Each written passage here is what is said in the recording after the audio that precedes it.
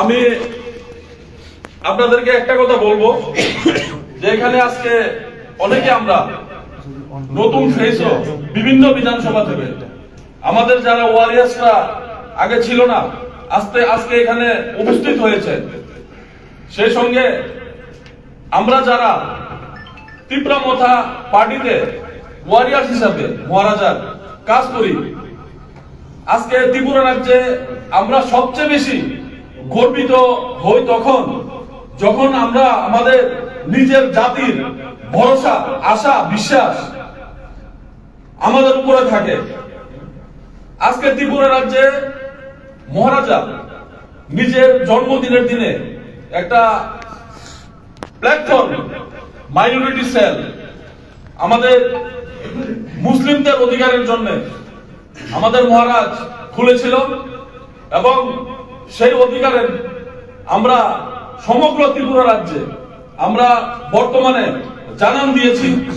এখন ত্রিপুরা রাজ্যে আনাচে কানাচে যে কোনো জায়গায় আমরা গর্বিত, আমরা শুকরিয়া আদায় করি, আমরা ধন্যবাদ জানাই মহারাজকে যে আমাদেরকে একটা মাইনরিটি সেল ত্রিপুরা রাজ্যে আমরা আঞ্চলিক পার্টি, ছোট পার্টি হয়েও আজকে ত্রিপুরা রাজ্যের প্রত্যেকটা কোনায় কোনায় মাইনরিটি সেলের নাম। কোথাও আমাদের সম্প্রদায়ের মানুষ যদি আক্রান্ত হয়, নিপীড়িত হয়, নির্যাতিত হয়, তাহলে আমরা আমাদের কাছে সর্বপ্রথম ফোনটা আছে সেন্টু ভাইয়ের কাছে আসে, আমাদের রাজ্য কমিটির সদস্য কারোর কাছে আসে, আমার কাছে আসে, ত্রিপুরা রাজ্যের বিভিন্ন জায়গা থেকে আসে। এর চেয়ে গর্বের কিছু হতে পারে না যে আমাদের জাতি আমাদের উপরে ভরসা রাখে। আমরা পূর্বে দেখছি যে 25 বছরের একটা বাম শাসন ছিল, এর আগেও 10 বছর ছিল কংগ্রেসের শাসন ছিল, কিন্তু কোন মাইনরিটি লিডারদের উপরে ত্রিপুরা রাজ্যে কোন মাইনরিটি মুসলিমরা কখনো ভরসা করেনি। আমাদের উপরে সেই ভরসা বর্তমানে করে।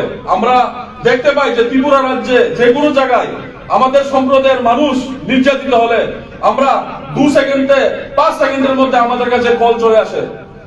তখন আমরা বুঝতে পারি যে আমাদেরকে আমাদের সম্প্রদায়ের আমাদের মাইনরিটি মুসলিম ভাইরা আমাদেরকে ভরসা করে, বিশ্বাস করে।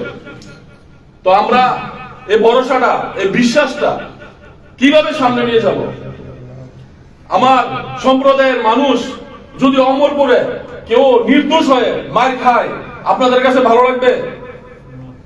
আপনাদের কাছে ভালো লাগবে? আমরা যখন সোশ্যাল মিডিয়াতে দেখি একজনের দাড়ি ছিঁড়ছে, সে নামাজ পড়ে বলে তার টুপি ফেলে দিচ্ছে, বাড়িঘর জ্বালিয়ে দিচ্ছে, আপনাদের কাছে ভালো লাগে? রাজনীতির সঙ্গে নিজের সম্প্রদায়ের পাশে দাঁড়ানো, এটাও বিশাল বড় একটা অবদান। কিন্তু আমি বলবো এখানে প্রত্যেক বিধানসভার মানুষ আছেন, আমার ভাইরা আছেন, আপনারা সকলেই একটিভ ভাবে কাজ করেন। যেটা এরশাদ ভাই বলছে, সেন্টু ভাই বলছে, যদি আজকে একটিভ ভাবে কাজ করেন ত্রিপুরা রাজ্যে, আমরাও সামনে ত্রিপুরা রাজ্যের ইতিহাসটা আমরাও পাল্টাতে পারবো। কেন আমাদের সম্প্রদায়ের যারা মাইনরিটি মুসলিমরা আছে আমাদের কথা শুনবে না? কেন আমাদের পাশে থাকবে না? এখন আমাদের বিশ্বাস হয়েছে যে আমাদের সম্প্রদায়ের মানুষ, আমাদের ভাইরা আমাদের পাশে থাকবে। কারণ আপনারা জানেন যে দিদার হোসেনকে, একটা রিক্সা ড্রাইভারকে যেভাবে অত্যাচার করেছে, সে বর্তমানে এখনো অসুস্থ, তার শরীর, হাত সবকিছু প্যারালাইসিসের মতো হয়ে গেছে। আজকেও সকালে আমাকে ফোন করেছে যে শালম ভাই, আমার অবস্থা খুব খারাপ, আপনি একটু আসুন মনুতে, একটু দেখে যান আমাকে। ইনশাল্লাহ আমি যাব। আপনাদেরকেও মনুর যারা ওইখানে আমার ভাইরা আছেন, দিদার হোসেন ভাইয়ের একটু খবর নেওয়ার জন্য আমি অনুরোধ জানাবো। সেই সঙ্গে এটা এক দিদার হোসেনের গল্প না, এটা আপনার সঙ্গে হতে পারে, এটা আমার সঙ্গে হতে পারে, এটা যে কোনো বিধানসভা হতে পারে। আপনারা দেখছেন যে একটা কুচক্রী, অনেকে বলে যে শিমুলতলার ঘটনা এটা একটা চাঁদা নিয়ে ইস্যু, বলে না? আমরা মিডিয়াতে দেখলাম না যে একটা মেলার চাঁদা নিয়ে এটা একটা শিমুলতলার ইস্যু, কিন্তু অ্যাকচুয়ালি বাস্তবে ওইটা না। বাস্তবে আমরা বুঝতে হবে যে আমরা বাস্তবে কোন জায়গাতে অবস্থান করছি। বাস্তবে ওই শিমুলতলাতে দীর্ঘ দিনের পূর্বে পরিকল্পিত একটা ঘটনা, যে ওই জায়গাগুলো 50-60টা পরিবারের ওই জমিগুলো, তাদের সম্পদগুলো দখল করা একটা ষড়যন্ত্র চলছিল।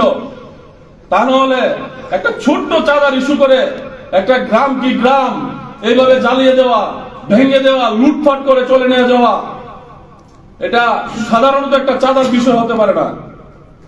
তো আমরা বলবো, ত্রিপুরা রাজ্য থেকে আপনারা যে যেখান থেকে আসছেন, আমি প্রত্যেক ভাইকে বলবো যে এখন আমাদের রাজনীতি করার সময় না। রাজনীতি করবো ইনশাআল্লাহ, ওইটা করব রাজনীতির ভোটাভুটির 2 মাস আগে। প্রত্যেকে বার্তা দেব, প্রত্যেকে আমাদের সম্প্রদায়ের মানুষকে বার্তা দেব 2 মাস আগে, কাকে ভোট দিতে হবে, কাকে সমর্থন করতে হবে। দুর্দিনে যারা আমাদের পাশে থাকে, আমাদের পাশে দাঁড়ায়। আমি তীব্রা মথা পার্টি করি বলে আমি এটা বলছি না। আমি যদি কোনো পার্টির সদস্য না থাকতাম, যদি কোনো পার্টিও না করতাম, তাহলে আমাদের দুর্দিনে, আমাদের সমস্যায় যিনি দাঁড়ান উনি হলেন মহারাজা প্রদ্যুৎ কিশোর দেববর্মন। আমি এজ এ ত্রিপুরা রাজ্যের নাগরিক হিসাবে আমি উনার পাশেই থাকতাম। কারণ আমরা দীর্ঘদিনে আমরা বঞ্চিত। আমরা দেখছি ত্রিপুরা রাজ্যের অনেক ন্যাশনাল পার্টিগুলা আমাদেরকে বঞ্চিত রেখেছে। আজকে কোন অফিসে যাবেন, কোন থানাতে যাবেন, কোন ভালো জায়গাতে যাবেন, আমাদের সম্প্রদায়ের মানুষ চাকরিতে পাবেন না। কারণ আমরা সংখ্যায় 10-12% হলেও আমাদের 1% চাকরি নাই। ওইটার জন্য দায়ী কে? দীর্ঘ 25 বছরের বাম শাসন। আর বর্তমানে প্রথমে আমাদেরকে আগে দিয়েছে কেউ পেছনে লাথি, আর বর্তমানে আমাদেরকে কেউ দেয় বুকে লাথি। কিন্তু আমরা লাথি খাচ্ছি, কেউ পেছনে দিচ্ছে, কেউ বুকে দিচ্ছে। তো আমাদের ডিসিশন আমরা করতে হবে, আমরা একটা জায়গায় আসতে হবে, আমরা আমাদের অধিকারের জন্য রাস্তায় নামতে হবে। আপনারা জেনে খুব খুশি হবেন যে ওই দিন যেদিন দিদার হোসেনকে মারা হয়েছিল, সেদিন যদি এই আগরতলা শহরে একটা প্রতিবাদের আন্দোলনের ডাক দিতাম, ইনশাআল্লাহ ত্রিপুরা রাজ্যে ইতিহাস হয়ে যেত। ত্রিপুরা রাজ্যে এত বড় সভা আগরতলায় কখনো হয়নি। ওইটা আমাদের সংখ্যালঘু মুসলিম ভাইয়েরা যে হারে ত্রিপুরা রাজ্যে আগরতলায় আসতো, এটা অকল্পনীয়। প্রত্যেক জায়গাতে ফোন করেছে, প্রত্যেক সংগঠনের মানুষ আমাকে ফোন করেছে। আমাদের সম্প্রদায়, বিভিন্ন সম্প্রদায়ের, শুধু সংখ্যালঘু অংশের আমরা না, আমাদের বুদ্ধিস্ট ভাইয়েরা আছে, আমাদের খ্রিস্টান ভাইয়েরা আছে, তারাও ফোন করেছে যে একটা ডাক দিন আগরতলা শহরে, দেখিয়ে দেয় যে যারা সংখ্যায় কম, সংখ্যালঘু, যাদের উপরে নির্মম ভাবে, অন্যায় ভাবে অত্যাচার করে, আমরা দেখিয়ে দেই যে আগরতলা শহরকে যে আমরা কি করতে পারি। এই রাজ্যের সরকারকে ওই দুষ্কৃতিকারীদের কেন অ্যারেস্ট করে না, আমরাও দেখাতে পারি। এই ত্রিপুরা রাজ্যে, এই আগরতলায় ইতিহাস করে সামনে জানা দিতে চাই যে সরকার জনগণের, জনগণ চাইলে এই সরকার উকড়ে ফেলেও দিতে পারে। তাই আমরা বলবো, যারা এডিসি নিয়ে দিবা স্বপ্ন দেখছে তারা ভুল করছে।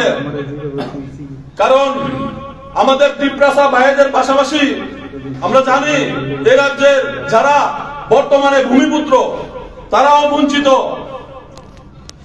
তারাও নিপীড়িত। কারণ আমাদের মহারাজের সঙ্গে অনেক কিছু কথাবার্তা বলে, অনেক কিছু আশ্বাস দিয়ে আজকে সেগুলো পূরণ হচ্ছে না। আমাদের মহারাজ বলে, আমাদের মহারাজ আল্লাহ পাক অনেক কিছু দিয়েছে, ওনার কোনো অভাব নেই। আমরা জানি যে রাজ্য সরকার এডিসি কে যা পয়সা দেয় তা পয়সা দিয়ে এডিসি তে চলে না। মহারাজ ব্যক্তিগত ফান্ড থেকেও ব্যক্তিগত পয়সা থেকেও অনেক পয়সা এডিসি তে দেয়, ওইটা আমাদের কাছে খবর আছে। অনেকে আমাদের লিডারদের নিয়ে, আমাদের এমডিসি দের